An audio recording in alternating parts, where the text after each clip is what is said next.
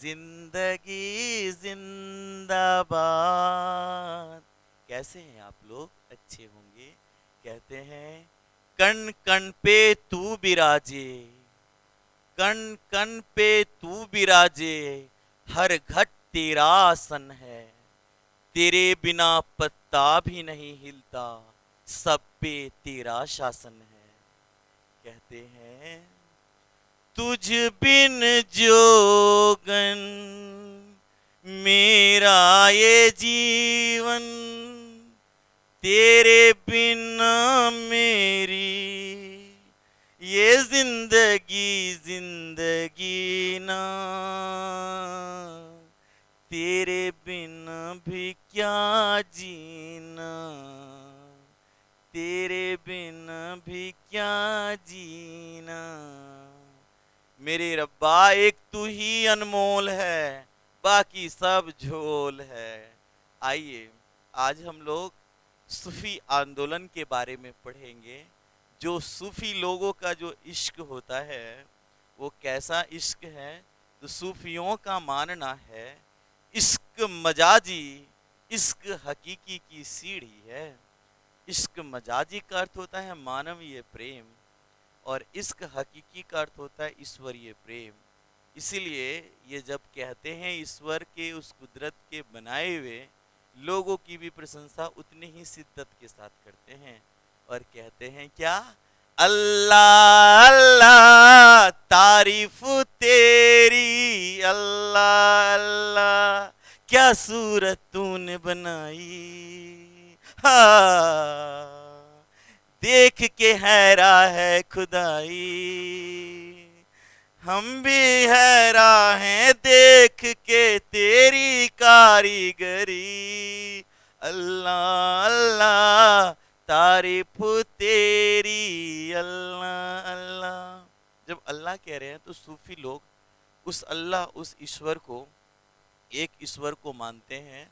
आइए जानते हैं हम सभी लोग सूफी शब्द जो है इसका आखिर अर्थ क्या होता है। तो सूफी शब्द का अर्थ होता है ऊन, जिसको सूफ कहा जाता है। तो एक जो ऊन पहनता है उसे सूफी कहते हैं। ध्यान में रखेंगे सूफी दरवेश ऊन का चोगा पहनते थे। इसको हम दूसरे शब्दों में कह सकते हैं कि पवित्रता। सूफी का अर्थ क्या होता है? पवित्रता होता है। और सूफी वह है जो पवित्रता के ऊपर ऊन पहनता है। अब सूफियों को देख पा रहे होंगे उस ईश्वर के साथ नृत्य और संगीत में इतना एकात्मय हो जाते हैं कि उस ईश्वर के अलावे कुछ भी शेष नहीं बचने देते हैं। आइए जानते हैं कि इस्लाम का जो सुधारवाद आंदोलन है उसी को सूफी आंदोलन कहते हैं। इस्लाम रहस्यवाद आंदोलन को ही क्या कहते हैं? सूफी आंदोलन कहते हैं। रहस्यवाद का मतलब उस ईश्वर के रहस्य को जानने में अपने आप को क्या कर देना? प्रेममय कर देना, भक्तिमय कर देना। सूफीवाद इस्लाम धर्म का उदारवादी शाखा है और सूफीवाद का जन्म इस्लाम धर्म से हुआ है। सूफी संतों ने इस्लाम के कट्टरपन एवं कर्म कांडों का विरोध करते हुए प्रेम एवं शांति का संदेश दिए। सूफी संत जो हैं ईश्वर को प्रियतमा एवं स्वयं को प्रियतम मानते हैं। सूफी संत एक ईश्वरवादी होते हैं और सूफीवाद की शुरुआत इराक से माना जाता है। और इराक से माना जाता है कुछ प्रारंभ के जो सूफी संत हैं उनके नाम आते हैं, जिसमें से राबिया बसरी, अल अदहम और मंसूर अल हल्लाज का नाम आता है। और इसके विकास स्थल में ईरान का भी नाम आता है। ध्यान में रखना है कि सूफी संत के दो भाग हैं, एक बाशर कहलाता है और एक बेशर कहलाता है। बाशर इस्लामी कानून को मानने वालों को कहते हैं और बेशर इस्लामी कानून नहीं मानने वाले कहते हैं। तो बेशर शब्द से याद रखेंगे बेअसर है जिस पर इस्लामी कानून, उसे हम लोग क्या बोलेंगे? बेशर। ध्यान में रखना है राबिया बसरी अभी जिनका नाम लिए, तो प्रथम सूफी संत महिला ये हैं जो 8वीं शताब्दी ईस्वी में हुई थी और इराक के बसरा में जन्म होने के कारण इनके नाम में देखते हैं राबिया बसरी लगा हुआ है। इनके गुरु का नाम हजरत हसन बसरी है।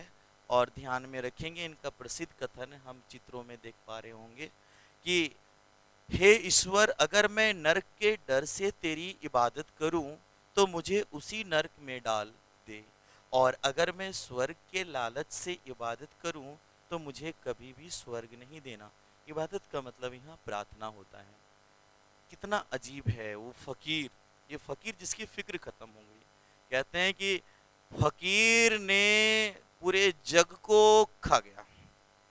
और फकीर जो होते हैं, फकीर जो फिक्र फिक्र पूरा जग को, जगत को खा जाता है, ठीक है ना। तो जिसका फिक्र ही खत्म हो गया, जो फिक्र को ही खा गया, वही फकीर हो जाता है। तो ध्यान में रखेंगे सभी लोग। क्या मंसूर अल हल्ला से बहुत ज्यादा प्रश्न पूछता है, जो 9वीं शताब्दी ईस्वी के सूफी संत कवि थे। 922 ईस्वी में अब्बासी खलीफा अल मुक्तदर के आदेश पर फांसी दे दिया गया। ये एक पर्शियन कवि रहे थे।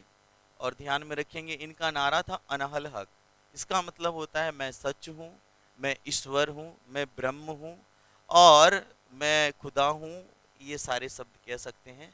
और ये शब्द किसके समतुल्य हैं? तो अहम ब्रह्म अस्मि के समतुल्य है, जिसका अर्थ क्या होता है? मैं ब्रह्म हूँ या मैं ईश्वर हूँ, जो शंकराचार्य कहा करते थे। हल्लाज इनके जो नाम लगा हुआ है, तो इसका अर्थ धुनिया होता है। और रुई को धुनने वाले को क्या कहते हैं? धुनिया कहते हैं। भारत की यात्रा किए थे, और इनके गुरु कौन रहे थे? जुनैद रहे थे। ध्यान में आप लोग रखेंगे सभी लोग, यहाँ पर चित्रों में देख पा रहे होंगे, जब इन्होंने अनहल हक कह दिया, क्योंकि इस्लाम धर्म में क्या मान्यता है? ला इलाहा इल्लल्लाह मोहम्मद रसूल अल्लाह, ईश्वर एक है, उसके सिवा और कोई भी पूजनीय नहीं है, और मोहम्मद साहब क्या है? अंतिम रसूल है। इसका मतलब ये खुद को जब ईश्वर कह रहे हैं, तो इस्लाम धर्म के लिए ये अपमान की बात लगने लगी। इसीलिए क्या कर दिया गया? इन्हें बीच चौराहे में दंडित किया गया। बारी बारी से इनके शरीर के अंगों को काटे गए, और फिर भी बोला गया क्या? कि आप कहिए ला इलाहा इल्लल्लाह मोहम्मद रसूल अल्लाह। लेकिन जो सत्य को जान चुके थे, वो भला कैसे कह सकते थे असत्य कथन? इन्होंने अंतिम शब्द में भी अनहल हक ही कहा। तो प्रश्न पूछता है अनहल हक किन का नारा है? तो आप लोग प्रश्न का उत्तर दीजिएगा। अद्वैतवाद का सिद्धांत का प्रतिपादन किसने किया था? दूसरा, सूफी शब्द का क्या अर्थ होता है? ऑप्शन है पहला ऊन, दूसरा है वृक्ष, तीसरा है लोटा, चौथा है इनमें से कोई नहीं। अब नेक्स्ट हम लोग देखने वाले हैं, अगला प्रश्न है मंसूर अल हल्लाज के गुरुजी का क्या नाम था? और अब इससे संबंधित कुछ शब्दावली से हम लोग परिचित होते हैं। आइए जानते हैं। अगर शब्द परिचय जो उर्स शब्द मिलेगा, तो किसी सूफी संत की पुण्यतिथि पर उसकी दरगाह पर जो आयोजन किया जाने वाला उत्सव है, जो मेला लगता है, उसे उर्स कहा जाता है। अब यहाँ एक शब्द आया दरगाह। दरगाह किसे कहते हैं? तो सूफी इस्लामी पुण्य स्थान है, जिसे सूफी संत के कब्र पर बनाया जाता है। तो ध्यान में रखा जाना चाहिए, यहाँ बहुत सारे लोग अपनी मन्नतों को मांगने जाते हैं, चादर चढ़ाने जाते हैं। दरवेश अगर पूछता है, तो दरवाजे दरवाजे जाने वाले सूफी संत को दरवेश कहते हैं। मजार या मकबरा कहेगा तो समाधि स्थल को मजार या मकबरा कहते हैं। पीर कहेगा, मुर्शिद कहेगा तो सूफी शिक्षक या मार्गदर्शक को पीर कहते हैं। वहीं वली या औलिया कहेगा तो याद रखा जाना चाहिए, इसका शाब्दिक शब्द वैसे होता है मित्र, संरक्षक या मालिक होता है, या तो रक्षक कह सकते हैं। इस्लामी सूफी संत को ही क्या बोलते हैं? वली या औलिया कहते हैं। शिष्य के लिए अरबी शब्द मिलता है मुरीद। अक्सर आप लोग सुनते होंगे, मैं उनका मुरीद हो गया, यानी शिष्य हो गया। और अगर इसका फारसी शब्द कहेंगे, जिसे शागिर्द कहते हैं। अब आता है एक शब्द खानका। तो सूफी संतों का जो निवास स्थान हुआ करता था, मठ या आश्रम कह सकते हैं, उसको खानका कहते थे। और इसी स्थान पर क्या करते थे? सूफी गुरु लोग अपनी सभाएं आयोजित करते थे। अब प्रश्न आता है खलीफा किसे कहते हैं? तो खलीफा का अर्थ क्या होता है? उत्तराधिकारी। और मोहम्मद साहब के उत्तराधिकारी को खलीफा कहा करते थे। खलीफा, प्रथम खलीफा कौन थे? तो अबू बकर थे, जो 632 ईस्वी में जब मोहम्मद साहब की मृत्यु हो गई, तो उसके बाद क्या हुआ? वो खलीफा बने, प्रथम खलीफा, जो 634 ईस्वी तक रहे थे। और ध्यान में रखना है अंतिम खलीफा अब्दुल मजीद द्वितीय थे, जो 1922 से लेकर के 1924 ईस्वी तक रहे थे। एक महत्वपूर्ण बिंदु यहाँ पर हम लोग को जानना है। कौन सी बिंदु जानना है? कि 3/3/1924 को मुस्तफ़ा कमाल पाशा ने क्या कर दिया था, खलीफा पद को समाप्त कर दिया था। मुस्तफ़ा कमाल पाशा को तुर्की का राष्ट्रपिता या निर्माता भी कहते हैं। तुर्की बोले तो एक शब्द याद रख लेंगे, क्या? चांद तारों में नजर आए, चेहरा तेरा तेरा तेरा। तुर्की, तुर्की का चांद तारा क्या है, प्रतीक चिन्ह है। तो ये हम लोग जान पाए। नेक्स्ट हम लोग देखने वाले हैं अगले प्रश्न का उत्तर आप लोग कमेंट में करेंगे।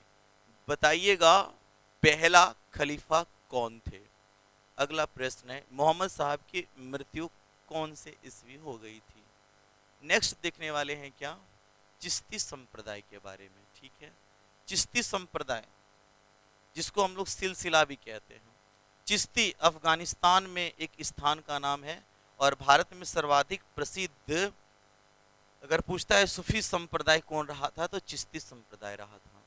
ये लोग बासर जो इस्लामी कानून मानने वाले हैं उसके अनुयायी रहे थे और भारत में चिश्ती संप्रदाय की शुरुआत ख्वाजा मोइनुद्दीन चिश्ती ने किया था। अब ख्वाजा मोइनुद्दीन चिश्ती को हम लोग संक्षेप में KMC कहेंगे। के से ख्वाजा, एम से मोइनुद्दीन और सी से चिश्ती होगा। इनका उपनाम जो है ख्वाजा गरीब नवाज है, जिनको संक्षेप में KGN कहते हैं। जैसे ही ख्वाजा ख्वाजा गरीब कहेंगे, गरीब तो गौरी, यानी 1192 ईस्वी में ये मोहम्मद गौरी के साथ भारत आए थे। कौन? ख्वाजा गरीब नवाज। अच्छा, इनका मकबरा कहाँ है तो अजमेर में है। अजमेर कहाँ? राजस्थान में। अच्छा, अजमेर शरीफ में इनका दरगाह है और पहली बार इस दरगाह में जाने वाला सुल्तान कौन थे तो मोहम्मद बिन तुगलक थे, जिसे संक्षेप में हम लोग MBT कहते हैं। 2 बार की यात्रा करने वाला बादशाह कौन थे? अकबर। और गुंबद निर्माण गुंबद गुंबद गुंबद गुंबद गुंबद बोलेगा तो गयासुद्दीन खिलजी। 2 बार अकबर, 2 बार अकबर, तो ध्यान में रख लेंगे सभी लोग। अब आप लोग प्रश्न का उत्तर दीजिएगा। सूफी शब्दों के श्रृंखला में हम लोग कुछ शब्द का परिचय जाना। आप लोग बताएंगे शागिर्द का क्या अर्थ होता है, कमेंट में उत्तर दीजिएगा। अगला प्रश्न का उत्तर दीजिएगा, गुरु को सूफी लोग क्या कहते हैं। और तीसरा प्रश्न का उत्तर देंगे खान का क्या हुआ करता था, कमेंट में उत्तर करिएगा। ख्वाजा मोइनुद्दीन चिश्ती के शिष्य वे ख्वाजा कुतुबुद्दीन बख्तियार काकी और शेख हमीद उद्दीन नागौरी। शेख हमीद उद्दीन नागौरी, इन्हीं के नाम से आप लोग राजस्थान का एक नागौर जिला का नाम सुने होंगे, जहां 2 अक्टूबर 1959 को पहली बार पंचायती राज का शुरुआत किया गया था। तो राजस्थान के इस स्थान का नाम इनके नाम से भी जुड़ा हुआ है। और ध्यान में रखेंगे ख्वाजा कुतुबुद्दीन बख्तियार काकी जो थे, इन्हीं के नाम पर कुतुबुद्दीन ऐबक ने क्या किया था, कुतुब मीनार का निर्माण कराया था। इनके शिष्यों में से कौन आते हैं, ख्वाजा कुतुबुद्दीन बख्तियार काकी के शिष्य कौन थे, बाबा फरीद। और बाबा फरीद को गंजेश शक्कर कहते हैं। पता होना चाहिए इनका नाम गंजेश शक्कर इसलिए भी था कि बचपन में ये क्या करते थे, नमाज अदा नहीं करते थे तो माँ इनके बोरे के नीचे शक्कर रख दिया करती थी, उसी के लालच में करते थे ये। और कहते हैं कि एक दिन ऐसा हुआ कि शक्कर नहीं रखी थी, लेकिन उनको तो आदत लग गई थी। कहते हैं कि ईश्वर ने खुद शक्कर रख दिया था। तो ऐसे ऐसे कुछ चमत्कारी घटनाएं हैं सूफी संतों से। इनकी जो पंजाबी रचना है, और ध्यान में रखेंगे सिख धर्म का जो पवित्र ग्रंथ है गुरु ग्रंथ साहिब, उसमें स्थान दिया गया।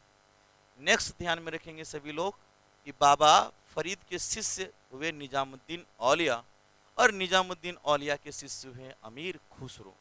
तो निजामुद्दीन औलिया से बहुत प्रश्न पूछता रहता है, तो आइए जानते हैं। निजामुद्दीन औलिया का जीवन काल रहा था 1238 से लेकर के 1325 ईस्वी तक का। और ये 7 से अधिक सुल्तानों का इन्होंने क्या किया था, शासन देखा था। लेकिन किसी भी सुल्तान के दरबार में नहीं रहे थे निजामुद्दीन औलिया। हाँ, इनका शिष्य अमीर खुसरो रहे थे। ध्यान में रखेंगे इनकी जीवनी का उल्लेख आईने अकबरी में मिलता है। ये आईने अकबरी पुस्तक ध्यान में रखा जाना चाहिए, लेखक अबुल फजल है। और आईने अकबरी का अर्थ क्या होता है, अकबर का प्रशासन। चलिए प्रश्न का उत्तर देंगे, ख्वाजा मोइनुद्दीन चिश्ती का दरगाह कहाँ है। अगला प्रश्न का उत्तर कमेंट में आप लोग करिएगा। ख्वाजा मोइनुद्दीन चिश्ती को अन्य किस नाम से जाना जाता है, और ख्वाजा मोइनुद्दीन चिश्ती भारत की इनके साथ आए हुए थे। आईने अकबरी फारसी भाषा में लिखी गई पुस्तक है और अकबरनामा का ये तीसरा खंड है। अकबरनामा 3 खंडों में लिखा गया है और याद रखा जाना चाहिए इसके 3 खंडों में एक खंड है आईने अकबरी। और आईने अकबरी में किसकी जीवनी का उल्लेख मिलता है? निजामुद्दीन औलिया का। निजामुद्दीन औलिया के बारे में आप लोग को और विशेष जानकारी ये रखना है कि उत्तर प्रदेश के बदायूं में इनका जन्म हुआ था और इनका मकबरा कहाँ है? दिल्ली में। दिल्ली में कहाँ? ग्यासपुर में। इनका उपनाम क्या क्या मिलता है? तो महबूबे इलाही यानी ईश्वर का प्रिय, सुल्तान उल मसाइक यानी पवित्र लोगों का भगवान, और सुल्तान उल औलिया यानी संतों का सुल्तान। ध्यान में रखा जाना चाहिए ये संतों के सुल्तान हुए, सुल्तानों के संत नहीं हुए थे ये, क्योंकि कुछ सुल्तान लोग ने इनको निमंत्रण भी दिया अपने दरबार में लेकिन उन्होंने स्वीकार नहीं किया। और कहते हैं कि जब अलाउद्दीन खिलजी बोले थे हम आ रहे हैं तो इन्होंने कहा था मेरे घर के दरवाजे 2 तरफ है, अगर आगे से आओगे तो मैं पीछे दरवाजे से चला जाऊंगा। एक मात्र ऐसा चिश्ती सूफी संत हुए निजामुद्दीन औलिया जो अविवाहित थे और इसलिए ये महबूबे इलाही कहलाते हैं। दिल्ली अभी दूर है, इन्हीं का दिया गया और इन्हीं का कहा गया कथन है, ध्यान में रखेंगे। तो आप लोग प्रश्न का उत्तर देंगे दिल्ली चलो का नारा किसने दिया था? नेक्स्ट, दिल्ली से संबंधित एक प्रश्न और भी आप लोग ध्यान में रखिएगा कि दिल्ली भारत की राजधानी कौन से साल बनाने की घोषणा किसने किया था?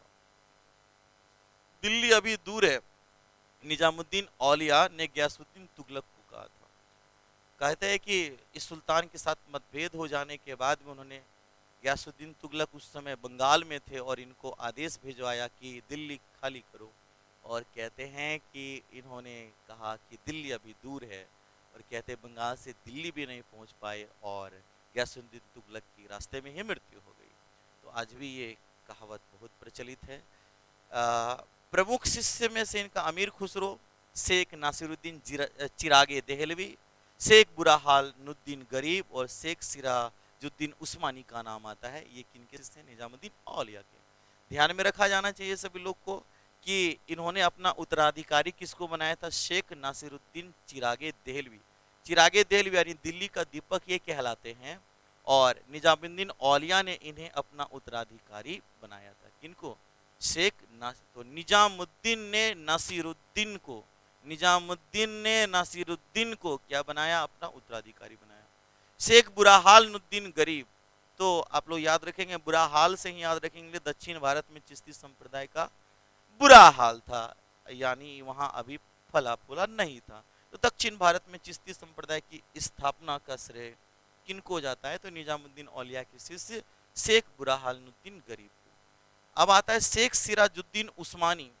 याद रखा जाना चाहिए इन्हें आईने, अगर पूछता है आईना ये हिंद भारत का दर्पण का उपाधि निजामुद्दीन औलिया ने किसे दिया था? तो शेख सिराजुद्दीन उस्मानी को दिया था।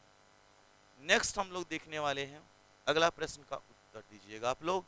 कुतुबुद्दीन ऐबक ने कुतुब मीनार का जो निर्माण कराया है अपने किस गुरु के नाम पर कराया है? प्रश्न का उत्तर दीजिएगा। शेख सलीम चिश्ती। ये इनका मकबरा फतेहपुर सिकरी में है और कहते हैं चिश्ती संप्रदाय, चिश्ती सिलसिला के संतों में से अंतिम संत, प्रभावी संत यही रहे थे, शेख सलीम चिश्ती। और फतेहपुर सिकरी आगरा में इनका क्या है? मकबरा है। अकबर को इन्हीं के आशीर्वाद से पहला पुत्र जहांगीर का क्या हुआ था? जन्म हुआ था।